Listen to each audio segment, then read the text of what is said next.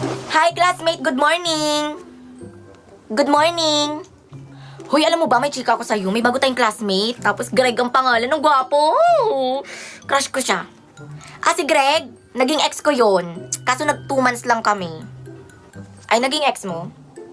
Ay, ito pa. Meron pang isa. Si Joshua. Ang gwapo rin. Crush ko din yun. Mas crush ko yun kay Greg. Naging ex ko din yun. Kaso 4 months kami nun. Mas matagal, diba? Naging ex mo din? Oo, nanligaw yun sa akin. Ay, meron pa pala akong kakilala. Sa kabilang strand naman yun. Kenneth ang pangalan. Yun na talaga yung pinaka-crush ko. Ay, oh my God. Nanligaw yun sa akin. Nanligaw sa'yo? Ay, hindi ko na pala yung crush.